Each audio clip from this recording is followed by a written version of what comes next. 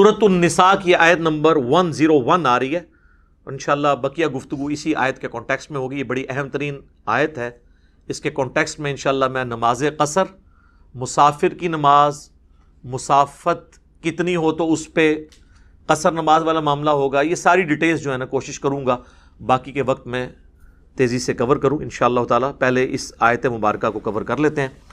وَإِذَا ضَرَبْتُمْ فِي الْأَرْضِ، اور جب تم زمین میں سفر کرو، فَلَيْسَ عَلَيْكُمْ جُنَاحٌ، تو تم پر کوئی حرج نہیں ہے، کوئی گرفت نہیں ہے، کوئی حرج نہیں ہے، أَن تَقْصُرُوا مِنَ الصَّلَاةِ، کہ تم نماز میں قصر کر لیا کرو، یعنی نماز مختصر کر لیا کرو۔ وہ ڈیٹیلز جو ہیں وہ قرآن میں نہیں آئی ہیں، وہ سنت میں ہیں، یعنی صحیح الاسناد احادیث میں۔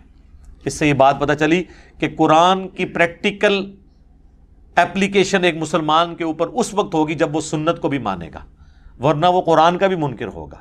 اسی لیے آیا نا سورۃ النساء کی آیت نمبر 80 میں، مَن یُطِعِ الرَّسُولَ فَقَدْ أَطَاعَ اللَّهَ، جو رسول اللہ کی اطاعت کرتا ہے تو وہ اللہ کی اطاعت کرتا ہے۔ اللہ کی اطاعت اب کرنی ہے، نماز قصر کرو، تو یہاں تو نہ نماز کی پوری رکھتے ہیں بھی موجود نہیں، قصر کہاں سے کرنی ہے؟ طریقہ بھی کوئی نہیں، وہ سنت کی طرف، سنت کو ماننا، قرآن کو ماننا ہے۔ اور کسی چیز کا سنت میں ہونا قرآن کا عیب نہیں ہے، کیونکہ قرآن ہی نے سنت کی طرف ہماری رہنمائی کی ہے۔ قرآن کا ٹاپک عقیدہ ہے، سنت اعمال کو ڈیٹیل سے بیان کرتی ہے، لہذا قرآن کا یہ عیب نہیں ہے کہ اس میں نماز کا طریقہ نہیں ہے۔ وہاں نماز کی فرضیت آئی اور چند ایک احکامات، باقی سنت کی طرف قرآن نے ہماری رہنمائی کی۔ ان خفتم ان یفتنکم الذین کفروا، اگر تمہیں اس بات کا خوف ہو کہ تمہیں کافر فتنے میں ڈال دیں گے، آزمائش میں، مصیبت اور تکلیف میں، تو اس سے بچنے کے لیے نماز بھی مختصر کر لو تاکہ جلدی سے نماز سے فارغ ہو جاؤ۔ بلکہ اس سے اگلی جو آیت آئے گی اس میں تو نماز خوف کا ذکر ہے، اس میں تو اور مختصر نماز کر دی گئی۔ ان الکافرین کانوا لکم عدوا مبینا، بے شک جو کافر ہیں وہ تمہارے کھلے دشمن ہیں۔ تو ظاہر ہے جب وہ دشمن ہیں تو پھر ان سے بچنے کے لیے تمہیں نماز میں قصر کی اجازت دی جا رہی ہے۔ اب یہ آیت بالکل واضح ہے کہ قصر نماز یہ آپشن ہے، نہ کہ obligation، یعنی یہ اجازت ہے نہ کہ حکم ہے کہ ضرور کرنی ہے، کیونکہ الفاظ دیکھیں نا، فَلَيْسَ عَلَيْكُمْ جُنَاحٌ، کوئی تم پہ گرفت نہیں ہے، ان تقصروا من الصلاة، کہ نماز مختصر کر لو، قصر کر لو اس کے اندر، تو کوئی حرج نہیں ہے۔ مراد یہ ہے کہ اگر مختصر پڑھ لیتے ہو تو کوئی حرج نہیں، اگر پوری پڑھ لیتے ہو تو کوئی گناہ بھی نہیں، اور اس کو سپورٹیو احادیث بھی ہیں۔ لہذا حنفیوں کا یہ موقف جو ہے نا کہ نماز قصر کرنا واجب ہے، اور اگر کوئی قصر نہیں کرے گا تو اس کی نماز ہی نہیں ہوگی۔ وہ کہتے ہیں کہ آپ مسافر تھے اور زور کے 4 فرض پڑھ لیے تو آپ کے 2 بھی نہیں ہوئے، چلو تھوڑا رحم کھاتے کہتے 2 ہو گئے، 2 نفل لکھے جائیں گے، تو تب بھی ہم ان کو کوئی تھوڑا بینیفٹ آف ڈاؤٹ دیتے ہیں۔ انہوں نے اتنی بڑی کہانی بنائی کہ وہ 4 کے 4 ہی ضائع۔ سر قرآن پڑھیں، کوئی حرج نہیں، یہ انداز ہی بتا رہا ہے کہ یہ اوبلیگیشنل نہیں ہے، آپشنل ہے۔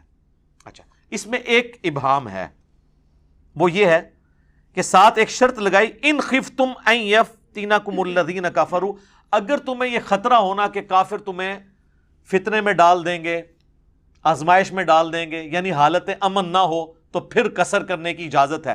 مراد کیا ہوا کہ اگر حالت امن ہے تو پھر یہ اجازت کوئی نہیں ہے، یہ مطلب نکلتا ہے نا اس میں سے۔ لیکن سنت اس کی ایکسپلینیشن کرتی ہے، وہ یہ کرتی ہے، یہ والا مطلب اب لینے کے لیے اس لیے تیار نہیں ہے کہ سنت میں اس کی ایکسپلینیشن آ گئی۔ صحیح مسلم میں حدیث ہے، ایک شخص نے سیدنا عمر سے پوچھا، یہ قرآن میں تو آیا ہے کہ جب تم حالت امن کا تمہیں یعنی خطرہ ہو، اگر کہ امن کی حالت نہیں ہے اور دشمنوں سے خوف ہے، پھر تم قصر کرو، تو اب تو ہم کثرت میں ہیں، حالت امن ہے، حالت خوف ختم ہو چکی ہے، تو لہٰذا اب قصر بھی نماز کی سہولت ہم سے ختم ہو چکی۔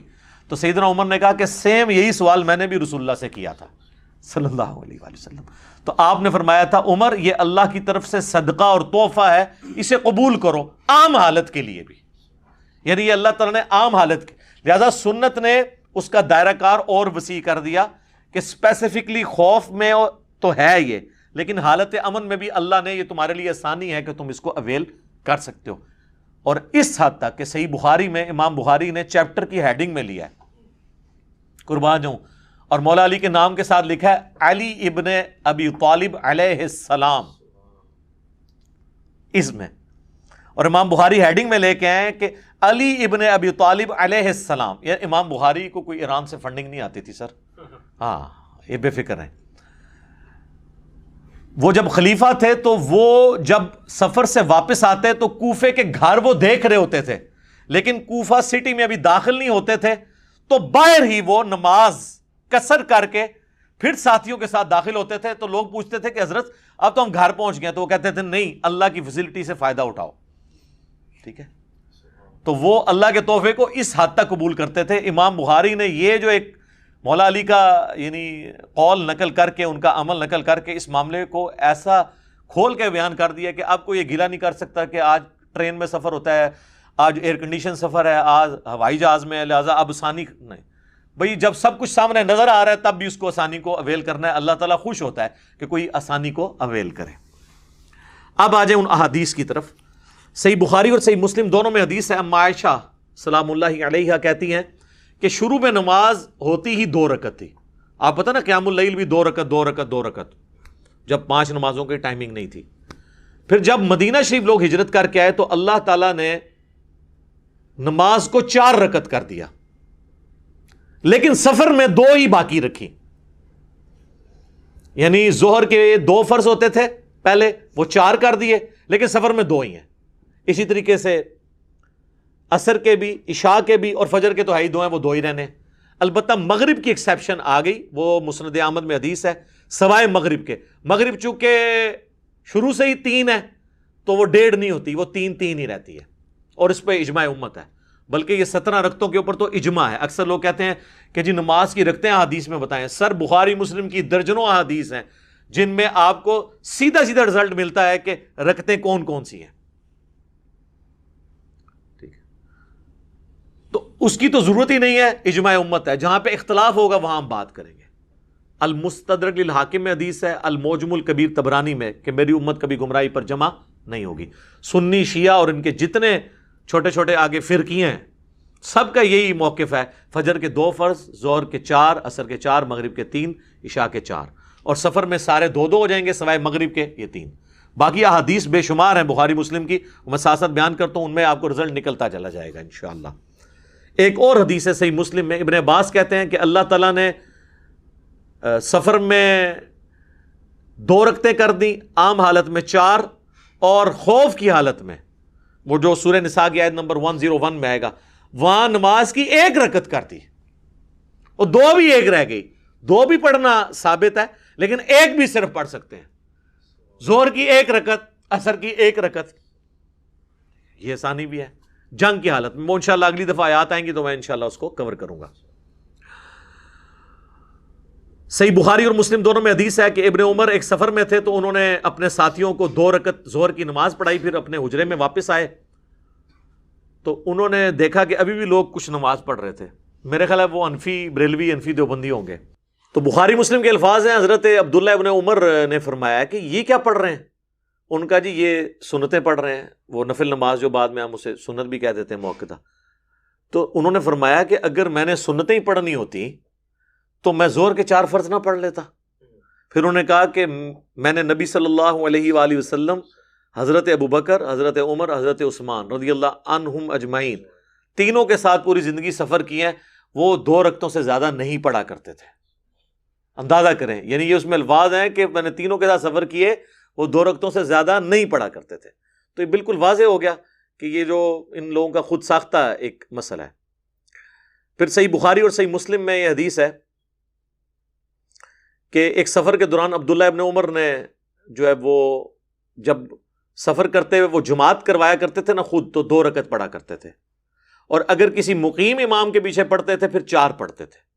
یعنی اگر مسافر امامت کروائے گا نا تو اس نے تو 2 ہی پڑھنے ہیں، اس کے پیچھے مسافر ہیں وہ 2 رکعت پڑھیں گے. لیکن اگر مسافر مقیم کے پیچھے پڑھے گا، جس طرح لوگ حج اور عمرے پہ جاتے ہیں اور وہ یہ مسئلہ پوچھ رہے ہوتے ہیں ادھی پڑھنی ہے پوری، وہ پائی امام کعبہ اور مسجد نبوی کے امام کے پیچھے پوری پڑھنی ہے، ٹھیک ہے نا، وہ تو ایک افضلیت والی چیز ہے، آپ اس کو یعنی حاصل کریں، تو اس میں یہ آپ نے نہیں کرنا. البتہ اگر کوئی مسافر امام امامت کروا رہا ہے اور اس کے پیچھے مقیم پڑھتا ہے، تو اب مقیم نے 2 نہیں پڑھنے، اس نے تو چونکہ 4 پڑھنے ہیں، تو مسافر 2 پڑھ کے سلام پھیر دے گا، اور جو مقیم ہے وہ اس کے پیچھے اپنی 2 رکعتیں پوری کرے گا، اور وہ 2 رکعتیں اس کی آخری 2 رکعتیں ہوں گی، اس لیے ان میں صرف سورۃ الفاتحہ پڑھے گا بس۔ البتہ فقہ حنفی میں لکھا ہے کہ چونکہ امام کے پیچھے آپ قرات نہیں کر سکتے، حالانکہ امام سلام پھیر کے فارغ ہو چکا ہے، وہ کہتے ہیں بے شک فارغ ہو گیا، آپ نے یہ کرنا ہے کہ آپ نے امام کے سلام پھیرنے کے بعد جب اپنی 2 رکعتیں پوری کرنی ہے تو اندازے سے اتنی دیر خاموش کھڑے رہنا ہے جتنی دیر سورہ فاتحہ پڑھی جاتی ہے، پھر آپ نے رکوع میں چلے جانا ہے، چونکہ امام کے پیچھے قرات نہیں ہوتی۔ پھر ہمیں پڑھاتے تھے امام کی قرات مقتدی کے لیے کافی ہے، تو امام نے تو آخری 2 رکعتوں کی قرات بھی نہیں کی، یہ کون سے مقتدی ہیں؟ یعنی وہ کہتے ہیں امیجن کر لیں آپ، ورچوئل امام ہے آپ کے سامنے، گویا کہ امام ہے آپ کے سامنے، تو ان کے سارے امام ہی حاضر و ناظر ہیں، وہ سلام پھیر کے بھی سامنے موجود ہوتے ہیں۔ جب ہم یہ باتیں کرتے ہیں، کہتے ہیں ہمارے بزرگوں کا مذاق اڑاتا ہے، بھائی بات یہ ہے لوگوں کو تو اپنے اولاد کے کرتوت بھگتنے پڑتے ہیں نا، آپ کے بزرگ وہ ہیں کہ جن کے کرتوت آپ روحانی اولادوں کو بھگتنے پڑ رہے ہیں، اس میں ہمارا کیا قصور ہے میرے بھائی؟ سانو نہ پیٹو، اپنے بزرگوں نو پیٹو، ٹھیک ہے جی۔ اچھا، سنن نسائی میں ایک حدیث ہے، حضرت سیدہ عائشہ سلام اللہ علیہا کہتی ہیں کہ سفر کے دوران میں نے روزہ رکھا اور نماز 4 رکعت پڑھی، تو نبی صلی اللہ علیہ وآلہ وسلم نے 2 رکعت پڑھی اور روزہ چھوڑ دیا۔ بعد میں جب میں نے اللہ کے نبی سے ذکر کیا تو نبی صلی اللہ علیہ وآلہ وسلم نے فرمایا احسنتی یا عائشہ، اے عائشہ تم نے اچھا کام کیا اور مجھ پر بھی کوئی الزام نہیں ہے۔ یہ حدیث اس بات کا ثبوت ہے کہ اگر سفر میں کوئی روزہ رکھ لے یا نماز پوری پڑھ لے تو یہ جائز ہے، بلکہ بخاری مسلم میں حدیث ہے حضرت عائشہ سفر میں پڑھتی ہی 4 رکعت تھی، اور وہ کہتی ٹھیک ہے میں زیادہ یعنی وہ اس طرف جا رہی ہوں، اگر فیسلٹی نہیں بھی اویل کر رہی تو اس چیز کو کوئی برا نہیں مانا گیا۔ حتیٰ کہ سنن دارقطنی میں یہ حدیث ہے اور مشکات کے اندر بھی موجود ہے کہ نبی صلی اللہ علیہ وآلہ وسلم سفر میں بعض اوقات 2 فرض بھی پڑھ لیتے تھے، بعض اوقات 4 بھی پڑھ لیتے تھے، دونوں طریقے سے ثابت ہے، لیکن عمومی عمل آپ کا 2 فرض ہے جو عبداللہ ابن عمر نے نقل کیا۔ تو اس سے یہ بھی بات پتہ چلی کہ آپ یعنی مسافر کے لیے جماعت والا بھی کوئی ایشو نہیں ہے، ٹھیک ہے، کیونکہ سیدہ عائشہ نے اگر جماعت کے ساتھ اس طریقے سے نماز پڑھی ہوتی تو 2 کے بعد انہوں نے بھی اسلام پھیرا ہوتا، انہوں نے الگ سے اپنے 4 فرض پورے پڑھ لیے اور نبی علیہ السلام نے 2 پڑھے۔ اس طریقے سے عبداللہ بن عمر کے بارے میں بھی آپ سن چکے ہیں۔ تو جماعت ایشو نہیں ہے سفر کے دوران، اگر کوئی جماعت چھوڑنا بھی چاہتا ہے تو چھوڑ سکتا ہے، لیکن افضل یہ ہے کہ جماعت کے ساتھ وہ پڑھے۔ اور بخاری مسلم میں وہ حدیث جو عبداللہ بن عمر کی ہے اس میں ہے کہ اگر عبداللہ ابن عمر سفر میں اکیلے نماز پڑھتے تو 2 رکعت پڑھتے، تو اس سے ثابت ہوا کہ بغیر جماعت کے بھی وہ نماز 2 رکعت پڑھ لیا کرتے تھے، اور اگر امام کے پیچھے پڑھتے تو پھر وہ 4 رکعت پڑھتے اگر وہ مقیم امام۔ لہٰذا جو لوگ حج اور عمرے پہ جائیں، اگر ان کی مسجد نبوی یا روضہ شریف پہ مکہ شریف کے اندر جماعت کے ساتھ نماز رہ جائے، جب وہ اکیلے اپنی پڑھیں گے تو 2 پڑھیں گے، اور اب وہ جماعت کروا لیں، وہاں تو جماعت کرنے پہ کوئی پابندی نہیں ہے، آپ جماعتیں کروا سکتے ہیں، تو اگر مسافر کروا رہے ہیں تو 2 پڑھیں، اگر وہاں کا کوئی مقیم کروائے تو پھر اس کے پیچھے آپ 4 پوری کر لیں۔ بعض اوقات لوگ یہ بھی کرتے ہیں، وہ کہتے ہیں جی اگر امام مقیم ہے تو ہم 2 رکعت پڑھ کے بیٹھ جائیں گے اور ہم اپنا سلام پھیر دیں۔ اس طرح نہیں آپ کر سکتے، امام سے ہٹ نہیں سکتے۔ اہل تشیع کے ہاں اس طرح ہو جاتا ہے، وہ کہتے ہیں کہ بھئی آپ 2 کے بعد سلام پھیریں اور اگلی 2 میں آپ عصر کی نیت کر لیں۔ یہاں پہ بھی ہے اس سے ملتا جلتا فقہ حنبلی میں مسئلہ کہ وہ کہتے ہیں ٹھیک ہے 2 پڑھ کے آپ بیٹھے رہیں اور امام کو 4 پڑھنے کا انتظار کریں، اور جب امام چوتھی کے تشہد میں پہنچے تو آپ سکون کریں، اس کو 2 پڑھنے دیں اپنی فالتو، جو آپ کی نظر میں تو وہ فالتو ہیں کیونکہ وہ تو مقیم ہے، تو چوتھی میں پھر آپ اس کے ساتھ ہی تشہد پڑھ کے تو سلام، پھر اینڈ رزلٹ یہی ہے، صرف 2 رکعتوں کا آپ کو فائدہ ہوا، لیکن سلام امام سے پہلے وہاں بھی نہیں آپ پھیر سکتے۔ یہ میں نے آپ کو ضمناً ایک مسئلہ بھی اس حوالے سے بتا دیا۔ بخاری و مسلم میں ایک اور حدیث ہے کہ نبی علیہ السلام جب سفر میں ہوتے تو سواری سے اتر کر فرض نماز ادا کرتے تھے، اور تہجد اور نوافل اور وطر سواری پر ادا کرتے، اور اس چیز کا بھی اہتمام نہ کرتے کہ سواری قبلہ رخ جا رہی ہے یا قبلہ رخ سے ہٹ کے، یعنی استقبال قبلہ صرف فرض نماز کی ریکوائرمنٹ ہے، نفلی نمازوں کی نہیں ہے. آپ اس چیز کی پرواہ نہ کرتے. اور اس میں الفاظ ہے سواری میں بیٹھ کے جب آپ نفل یا وتر ادا کرتے تو رکوع اور سجدہ سر کے اشاروں سے کرتے. اور ابو داؤد میں الفاظ ہیں کہ نبی علیہ السلام جب سر کے اشارے سے یہ رکوع اور سجدہ کرتے تو سر کے لیے تھوڑا، یعنی رکوع کے لیے تھوڑا سر جھکاتے اور سجدے کے لیے تھوڑا زیادہ. یہ نہیں ہے کہ آپ نے سامنے پھٹے پہ کوئی سجدہ کرتے تھے جس طرح یہ کرسیاں بنی ہوئی ہیں. کرسی پہ بھی اگر کسی نے نماز پڑھنی ہے نا اشارے سے تو وہ رکوع کے لیے اتنا جھکے گا اور سجدے کے لیے اتنا. یہ نہیں ہے وہ ایسے کر کے وہاں میں وہ بنے ہوتے ہیں جناب، وہ اسپائڈر مین بنے ہوتے ہیں یا سپر مین، وہ نہیں، یہ غلط ہے. آپ نے اشارے سے نماز پڑھنی ہے. یہ رکوع ہے، یہ سجدہ ہے، بس تھوڑا سا فرق کرنا ہے. یہ اللہ نے آسانی دی ہے. قیام بھی تو نہیں نا اب آپ نے کیا کرسی پہ بیٹھے ہوئے یا سواری پہ بیٹھے ہوئے، تو اب آپ کھڑے ہو جائیں گے اس طرح کر کے، تو یہ بھی تو نہیں کر رہے نا. تو باقی چیزوں کو بھی آپ اس طریقے سے مینج کریں. تو اس سے یہ بات پتہ چلی کہ فرض نماز کے لیے آپ کو سواری سے اترنا ہوگا. ٹرین بھی جب کسی جنکشن پہ کھڑی ہو تو آپ وہاں نماز پڑھیں. اپنی گاڑی ہے تو کسی پیٹرول پمپ پہ روک کے پڑھیں. پبلک ٹرانسپورٹ ہے تو اس کا ٹائم اس طرح مینج کریں کہ آپ کو یہ نہ کرنا پڑے. رہ گیا ہوائی جہاز، تو ہوائی جہاز کا تو مسئلہ اور بحری جہاز کا مسئلہ ڈیفرنٹ ہے، چونکہ اسے روکنا ممکن نہیں ہے. بحری جہاز اگر آپ سمندر میں روک بھی لیں وہ ایک جگہ پہ پھر بھی نہیں رہتا، اور نیچے اتر کے آپ مسلح پانی پہ ڈال کے نماز بھی نہیں پڑھ سکتے. وہ تو بزرگ ہی پڑھ سکتے ہیں، وہ بھی کہانیاں. تو وہ بحری جہاز والوں کے لیے مسئلہ ڈیفرنٹ ہے، وہ اس میں صرف استقبال قبلہ کریں گے، نماز پڑھیں، کوئی ایشو نہیں ہے. ٹرین بھی عموماً سیدھی چلتی ہے، اگر نہ رک رہی ہو تو ٹرین میں نماز پڑھ لیں. ویسے تو ہم نے جو نمازیں جمع کرنے کا آپ کو بتایا اس کے تحت تو 6-7 گھنٹے میں تو کوئی نہ کوئی آپ کا اسٹیشن آ ہی جائے گا ایسا.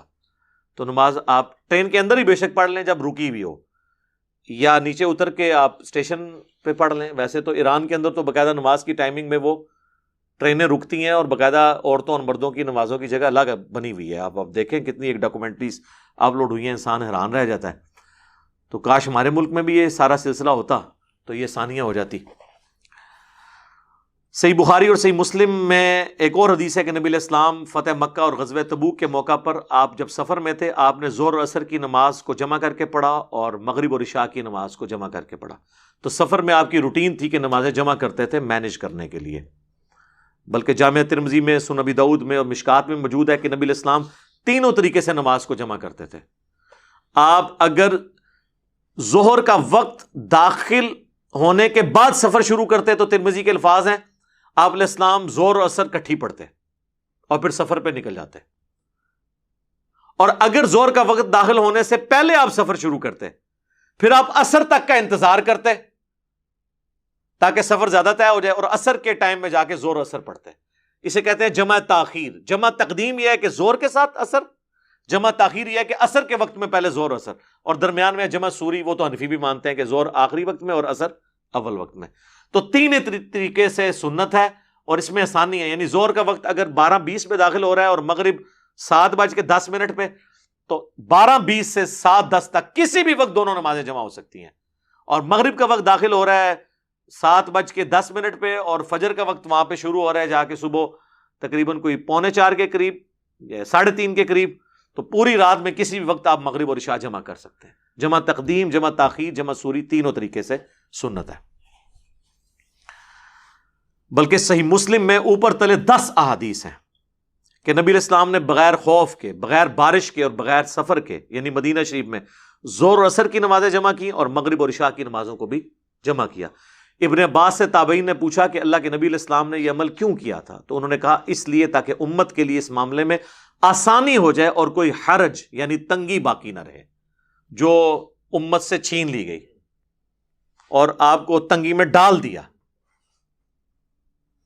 دیکھیں نا کتنی بڑی مصیبت کھڑی کر دی. یہ امت کو آسانی دی گئی تھی، انہوں نے کہا نہیں ہم ڈیفائن کریں گے جی، ہر نماز کا ٹائم ہے جی. اور اچھا اس حدیث سے یہ بھی پتا چلا کہ خوف، بارش اور سفر کے بغیر بھی جمع کرتے تھے. تو مراد کیا ہوا؟ سفر میں اور خوف میں اور بارش میں تو ضروری جمع کرتے تھے.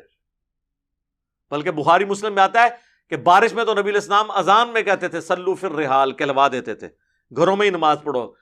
ابن عباس کہتے ہیں جمعے کا دن ابن عباس نے بھی یہ اناؤنسمنٹ کرائی اور کہا کہ نبی علیہ السلام بھی یہ نہیں چاہتے تھے کہ تم کیچڑ میں لپٹتے ہوئے مسجد میں پہنچو، تو گھروں میں ہی پڑھ لو. جمعے کی نماز جس کی اتنی تاکید ہے وہ بھی گھر میں ہی پڑھو. اس کی جگہ یعنی ظہر کی نماز پڑھ لو. تو یہ آسانی ہے الحمدللہ.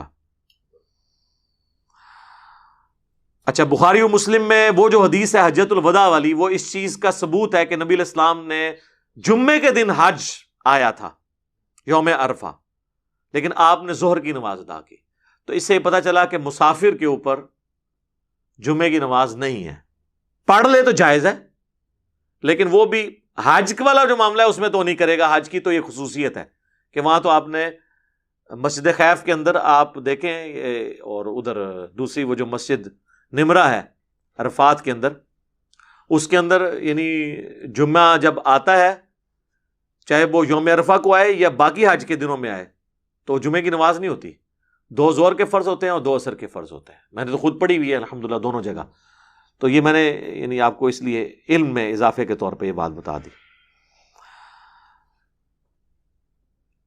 باقی حنفیوں کے نزدیک تو یہ ہے کہ آپ نے، چونکہ وہاں پہ اگر 15 دن سے آپ کا کم قیام ہے پھر تو آپ قصر پڑھیں گے، اگر اس سے زیادہ ہے تو آپ پوری پڑھیں گے. اور باقاعدہ انہوں نے تو، ان کے عالم صاحب نے تو مشورہ دیا ہوا ہے کہ چونکہ حنفی زیادہ ہوتے ہیں تو سعودی عرب والوں کو چاہیے کہ وہ جو امام کعبہ انہوں نے وہاں رکھا ہوا ہے نا، وہ تو مقیم ہوتا ہے، اور لیکن وہ پڑھا رہا ہوتا ہے سفری نماز. حالانکہ حج کی خصوصیت ہے سفری نماز، یعنی نماز 2 فرض پڑھنا. وہ کہتے ہیں ہمارے نزدیک تو اس کے پیچھے ہماری نماز نہیں ہوگی، کیونکہ اس کی اپنی نہیں ہو رہی. 4 پڑھنے تھے، اس نے 2 پڑھ دیے. تو کہتے ہیں کہ ہمارا مشورہ ہے کہ سعودی حکومت حج کے دنوں میں نا اس کو تقریباً کوئی 70-80 کلومیٹر کا سفر گاڑی میں کروائے، اور جا کے اینڈ، ہاں ساری یہ لکھا ہوا ہے فقہ حنفی میں کتابوں کے اندر، تو سفر کروائے تاکہ وہ مسافر ہو جائے، اور اینڈ پہ جا کے وہاں پہ مسجد نمرہ میں یا وہاں اتار دے، تاکہ پھر وہ ہمارے نزدیک بھی، یعنی ہیلے تو تمہیں پتہ ماسٹر نے ہیلے بنانے تھے، یہ تو کچھ بھی کر سکتے ہیں. تو کہتے گڈی تے سیر کراؤ، انہوں جعلی مسافر بنا دو، تاکہ تو تسی بھی جعلی نیتی کر کے پڑھ لو، جو کام ہی جعلی کرنے نے سارے. تو یہ انہوں نے باقاعدہ مسئلہ جو ہے نا وہ لکھا ہوا ہے اپنی وہ جو حج سے متعلق کتابیں ہیں. اچھا، یہاں پہ اب ایک اور چیز جو بڑی امپورٹنٹ ہے کہ کتنے دن کے لیے جائے تو وہ مسافر ہوگا. وہ صحیح بخاری میں ہے کہ 19 دن کا نبی علیہ السلام 19 دن سے کم کا جب قیام کیا کرتے تھے، یا 19 دن کے برابر، اور اس سے زیادہ نہ ہوتا تو نبی صلی اللہ علیہ وآلہ وسلم نمازوں کو قصر کیا کرتے تھے. حنفیوں کے نزدیک 15 دن ہے. 15 دن والا قول بھی جامعہ ترمذی میں بلا سند ہے، لیکن مصنف ابن ابی شیبہ میں، مصنف عبد الرزاق میں موجود ہے کہ عبداللہ ابن عمر اگر 15 دن کے لیے کہیں جاتے تو وہ اپنے آپ کو مقیم تصور کرتے، 15 دن سے کم کو وہ مسافر سمجھتے تھے. 15 والی بھی بات ہے، 19 دن والی بھی ہے. بہرحال 15 دن بھی بہت ہے. جو لوگ ہر ویکینڈ پہ گھر واپس آتے ہیں، ایون 2 ویکینڈ کے بعد بھی ہیں، تب بھی وہ سب کے نزدیک مسافر ہیں. اور اس میں جو ڈرائیور ہیں جو روزانہ واپس آ جاتے ہیں، دوسرے شہروں میں جاتے ہیں، وہ روزانہ نماز قصر بھی کریں، نماز جمع بھی کریں، آسانی ہے. اس طرح باہر کے ملکوں میں جو سب ویز کے اندر لوگ اتنی ٹریولنگ کر کے جاتے ہیں، وہ نمازوں کو جمع بھی کریں اور قصر پڑھیں. وہ اس کی یعنی کتنا وہ فاصلہ ہونا چاہیے وہ میں اینڈ کے اندر یعنی ڈسکس کرتا ہوں. ابھی تو میں اس کو ڈسکس کروں کتنے دن کے لیے، تو وہ تو 1 دن کے لیے گئے ہوتے ہیں، واپس آ جاتے ہیں. اس طریقے سے ایک بندہ کراچی سے چلا اور اس نے پشاور جانا ہے، راستے میں 10 مہمانوں کے گھر اگر وہ 10 دن بھی رکتا جائے، ہر جگہ ہی وہ قصر نماز پڑھتا چلا جائے گا، کیونکہ الٹیمیٹلی تو اس نے وہاں جانا ہے، تو وہ مسافر ہے. تو ڈرائیور ہو، اسٹوڈنٹ ہو، ہاسٹل میں رہ رہا ہے اور ہر ہفتے یا 2 ہفتے بعد واپس آ جاتا ہے، تو یہ نہیں ہے کہ اب وہ مقیم ہو گیا وہاں پہ. بے شک وہ 5 سال کے لیے گیا ہے، لیکن ہے تو غریب الوطن ہے نا، اس لیے تو گھر واپس آتا ہے. ہاں، جس دفعہ وہ 15 دن یا 19 دن سے زیادہ رکتا ہے، اس دفعہ وہ پوری نماز پڑھ لے. عام دنوں میں وہ مسافر بھی، ہاسٹل کے اندر جو اسٹوڈنٹس ہیں وہ قصر نماز ہی پڑھیں گے. یہ ساری وہ چیزیں جو لوگ پوچھتے ہیں، پریکٹیکلی ہم بھی اس سے گزرے تو ان کے لیے آسانی ہے. باقی اگر کیٹاسٹرافک کنڈیشن ہو تو پھر آپ بے شک 6 مہینے تک پڑھیں. سن کبرا البیہقی میں آتا ہے، عبداللہ ابن عمر کہتے ہیں کہ ہم آذربائیجان کی جنگ کے لیے، رشیا کی جنگ کے لیے حضرت عثمان کے دور میں جب گئے تو ہم نے 6 مہینے تک قصر نماز پڑھی ایک جگہ، کیونکہ برف باری شروع ہو گئی تھی. تو آج کل کرتے 6 مہینے گزر گئے. ان کی نیت تو وہاں رکنے کی نہیں تھی نا، آج برف باری رکے تو ہم چل پڑیں گے. تو اس طرح اگر کسی کی پوری زندگی بھی گزر جاتی ہے، اس کی نیت نہیں تھی رکنے کی، بھائی کل صورتحال، یا کوئی بندہ یہاں سے گیا ہے کسی مریض کے پاس تیمارداری کے لیے ہاسپٹل کے اندر، اور یہاں سے اس کی نیت تھی کہ 2 دن بعد جان چھوٹ جائے گی، ڈاکٹر کہتے ہیں نہیں جی 2 دن اور لگ جائیں گے، اس طرح 2 دن 1 دن کرتے 1 سال بھی وہ وہاں پہ رہے، وہ حالت خوف میں بھی ہے، حالت سفر میں بھی ہے، وہ قصر نماز پڑھتا رہے تو اس کے اوپر کوئی گرفت نہیں ہے. یہ حدیث ثبوت ہے اس بات کے الحمدللہ. اب آ جائیں وہ مسافت کتنی ہو، تو صحیح مسلم میں 3 فراسخ یا 3 فرسخ کہہ لیں آپ، جمع فراسخ، جو 9 میل بنتا ہے، عربک 9 میل. یہ میل کا لفظ عربی میں ہے، یہ مائل جو آیا نا یہ عربی سے انگلش میں آیا ہے، بیسیکلی یہ عربی کا لفظ ہے. اور وہ آلموسٹ آپ بہت کھلے دل سے بھی لگائیں نا تو تقریباً 2 کلومیٹر بن جاتا ہے 1 میل. ویسے تو 2 سے کم ہی بنتا ہے، 1.7 کے قریب بنتا ہے، لیکن بہت موٹا بھی لگا دیں تو 9 میل کا مطلب ہے 18 کلومیٹر، یا راؤنڈ آف کر لیں 20 کلومیٹر کا جب سفر ہے شہر سے باہر، پھر مسافر ہوں گے. اب کراچی میں تو آپ 40 کلومیٹر بھی سفر کریں شہر کے اندر ہیں، مسافر نہیں ہوں گے. شہر سے باہر نکلنا شرط ہے، شہر کے اندر بندہ مسافر نہیں ہوتا، چاہے 2 گھنٹے گھومتا رہے. ٹھیک ہو گیا. صحیح بخاری میں 48 میل کا بھی ذکر موجود ہے جو کیلکولیشن کے بعد آتا ہے، اور وہ عربک میل ہے. وہ تقریباً 72 کلومیٹر کیلکولیٹ کرتے ہیں دیوبندی، اور بریلوی اس کو کیلکولیٹ کرتے ہیں 92 کلومیٹر اگر وہ عربک میل کے اعتبار سے دیکھا جائے. تو اس کے لیے ان کے پاس کوئی دلیل نہیں ہے اس حوالے سے کہ وہ 48 میل کا جو قول ہے، تو ظاہر ہے کہ اگر صحیح مسلم میں آیا کہ 9 میل کے اوپر آپ کر سکتے ہیں تو 48 میل میں بھی کر سکتے ہیں. یعنی جہلم سے اگر کوئی شخص لاہور جا رہا ہے تو مسافر ہے، کراچی جا رہا ہے تو مسافر ہے، تو ملتان بھی مسافر ہی ہوگا کیونکہ کراچی سے تو پہلے ہی آتا ہے نا وہ، اور لاہور کے بعد آتا ہے، تو وہ اس کے اندر ہی شامل ہے. اس میں کوئی ایشو نہیں ہے. لہذا اس کے بارے میں کوئی واضح چیز نہیں ہے. شہر سے باہر نکلیں اور آپ اپنے آپ کو مسافر سمجھ رہے ہیں تو مسافر ہیں. اور اس میں آپ سے یہ بھی نہیں سوال ہوگا کہ آپ ایئر کنڈیشن گاڑی میں سفر کر رہے ہیں یا آپ نے جو ہے وہ ہوائی جہاز میں سفر کیا ہے، آرام دہ ہے. یہ فیسلٹی ہمیشہ کے لیے ہے. ایون روزہ چھوڑنے کی جو فیسلٹی ہے کہ بعد میں آپ اس کی گنتی پوری کر لیں، وہ مسافر کے لیے آج بھی اس طریقے سے ویلڈ ہے.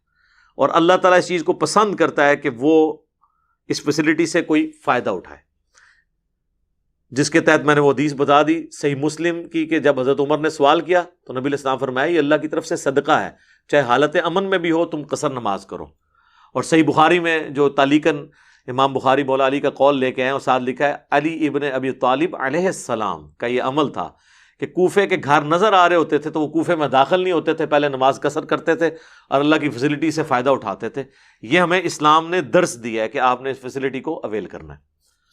اسی طریقے سے بعض لوگ یہ بھی پوچھتے ہیں کہ جی یہ بتائیں کہ ہم مسافر تھے، سفر میں ہماری زور و اثر قضا ہو گئی، اب گھر پہنچے ہیں تو ہم قصر والی نماز پڑھیں گے یا پوری؟ بھئی گھر پہنچے ہیں تو اب آپ پوری پڑھیں. ویسے تو حنفی کہتے ہیں کہ قصر چونکہ قضا ہوئی تھی تو قصر پڑھیں، اس لیے کہ انہوں نے پہلا رزلٹ غلط نکالا ہے نا قصر کے واجب ہونے کا. جب گھر آ گئے اب آپ حالت امن میں ہیں تو دن کی بھی زور اثر جو چھوٹی ہے نا، پہلے تو اس پہ توبہ کریں اور اس کے 4 فرض پڑھیں. اور چھوٹنی تو چاہیے نہیں. جب اتنا سپین ہے کہ زور کا وقت داخل ہونے سے لے کے مغرب تک آپ پڑھ سکتے ہیں، زور و اثر کو جمع کر سکتے ہیں، اور سفر میں تو سنت ہے، اور مغرب کا وقت داخل ہونے سے لے کے فجر کا وقت داخل ہونے تک پورا آپ پڑھ سکتے ہیں. یہ جو بعض لوگ کہتے ہیں نا شاہ کا وقت آدھی رات تک رہتا ہے تو وہ افضل وقت ہے. اس پہ میری ویڈیو ریکارڈ ہے، وہ صحیح مسلم کی حدیث افضل وقت کے لیے ہے. باقی حضرت ابو ہریرہ سے موجود ہے رضی اللہ تعالیٰ عنہ، شرح معنی الاثار جسے طحاوی شریف کہتے ہیں، کہ وہ کہتے تھے کہ جس شخص نے فجر کا وقت داخل ہونے سے پہلے عشاء کی نماز پڑھ لی تو اس نے کوئی اس میں دیری نہیں کی ہے. تو حضرت ابو ہریرہ ہی ان حدیثوں کے راوی ہیں جس میں نماز کی ٹائمنگ آئی ہے. تو لہٰذا آدھی رات تک جو عشاء کا وقت رہتا ہے جو صحیح مسلم میں ہے وہ افضل وقت ہے. ٹھیک ہے، بلکہ افضل وقت تو ہے کہ آپ رات کو لیٹ سے نماز پڑھیں، لیکن ہم تو عموماً جلدی پڑھتے ہیں، تو افضلیت غیر افضلیت کا مسئلہ ہے. باقی فجر کا وقت داخل ہونے تک آپ تو اتنے بڑے سپین میں آپ کو ٹائم مل جائے گا نماز پڑھنے کا. یہ نماز تو قضا ہو ہی نہیں سکتی. یہ تو بالکل لیم ایکسکیوز ہے.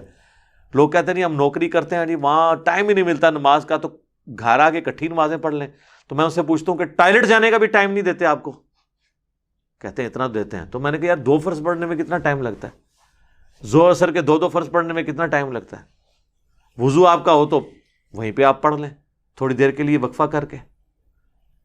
ٹھیک ہے، تو وہ اب تو خیر بڑی آسانی اس معاملے میں ہو گئی ہے، ٹالرنس ہے نماز کے لیے، یورپ امریکہ میں آپ کو ٹائم دے دیتے ہیں، آپ اس چیز کو اویل کریں اور یہ بہانے بنانا چھوڑ دیں کہ جی ہم کوئی اتنے دنیا کے مصروف آدمی ہیں، تو آپ پھر چھوڑ دیں۔ اور کئی لوگ اتنے بولے ہوتے ہیں، وہ کہتے ہیں نہیں فجر کی نماز کو بھی زور کے ساتھ جمع کر لیں، نہیں سر، زور اور اثر جمع ہوگی، مغرب اور عشاء جمع ہوگی، جسے ظہرین اور مغربین بھی کہا جاتا ہے، ایک ملکین بھی ہے، وہ بھی چلیں as a last resort, prime minister ہوں، آرمی چیف ہیں، وہ پڑھ سکتے ہیں کہ وہ مغرب کا وقت داخل ہونے سے آدھا گھنٹہ پہلے زور اثر جمع کر لیں، اور جیسے ہی مغرب کا وقت داخل ہو مغرب عشاء جمع کریں، یعنی 30-40 منٹ کے سپین میں اپنی 4 نمازیں وہ پوری کر لیں۔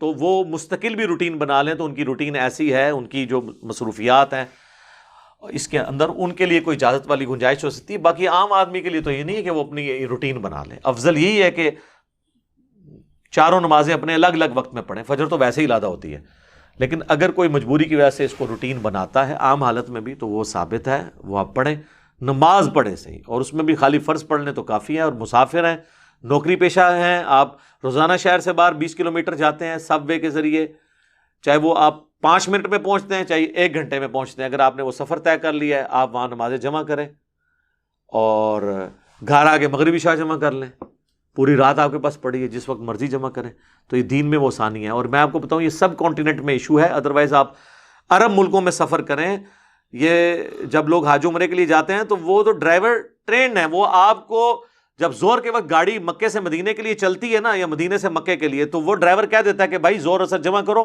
اب میں رات کو جا کے گاڑی روکوں گا، کیونکہ سنت یہی ہے۔ پھر رات کو بھی پھر جا کے وہ عشاء کے وقت میں روکتے ہیں اور کہتے ہیں اب جمع تاخیر پڑھ لو مغرب اور عشاء۔ وہاں کی روٹین ہے، ان کو پتا ہے کہ ادھر تو نماز جو ہے نا اتنی بڑی انہوں نے دماغ کے اوپر سوار کی ہوتی ہے، گاڑیاں رکوا رہے ہوتے ہیں، ہم خود رکواتے رہے۔ اور پاکستان جیسے ملک میں ایک بندہ فیملی کے ساتھ پرائیویٹ سفر کر رہا ہے ویگن کے اندر یا بس کے اندر، اور آپ گاڑی رکوائیں نماز کے لیے، تو آپ تو سب لوگوں کو تھریٹ پہ لگا رہے ہیں کہ وہ کوئی ڈاکو لوٹ لیں گے ان کو، گاڑی چلنے دیں، تا وقت ہے کہ آپ کسی مین سٹی میں نہ پہنچ جائیں، وہاں جا کے نمازیں جمع کریں۔ 5 منٹ بعد گاڑی رکوانے کا کوئی تک ہی نہیں بنتا، نماز قضا ہو ہی نہیں سکتی۔ اتنا لمبا سفر کس نے کرنا ہے کہ 6-7 گھنٹے گاڑی ہی نہیں رکے گی؟ یہاں لوگ 1.5 گھنٹے کے سفر میں گاڑیاں رکوا رہے ہوتے ہیں۔ بھائی گھر جا کے پڑھ لینا، مغربی عشاء جمع کرنا، پوری رات پڑی ہوئی ہے، زور اثر ہے تو زور کے ساتھ ہی اثر پڑھ کے نکلو، گاڑیاں رکوا رہے ہوتے ہیں اور پھر اتنی بڑی ٹینشن میں لوگوں کو ڈالتے ہیں صرف دینی مسئلہ نہ پتہ ہونے کی وجہ سے۔ بارہ میرا الگ سے ایک کلپ ہے، نمازوں کو جمع کرنا حرام سوالیہ نشان، وہ آپ دیکھ لیں تو انشاءاللہ آپ کو یہ معاملہ کلیئر ہو جائے گا۔ اللہ تعالیٰ سے دعا ہے جو حق بات میں نے کہی اللہ تعالیٰ ہمارے دلوں میں راسخ فرمائے، اگر جذبات میں میرے منہ سے کوئی غلط بات نکل گئی اللہ تعالیٰ ہمارے دلوں سے اسے دھو دے، ہمیں معاف بھی فرما دے، ہمیں کتاب و سنت کی تعلیمات پر عمل کر کے دوسرے بھائیوں تک پہنچانے کی توفیق عطا فرمائے۔ سبحانک اللہم و بحمدک، اشہد ان لا الہ الا انت، استغفرک و اتوب الیک، وما علینا الا البلاغ المبین۔ جزاکم اللہ خیرا۔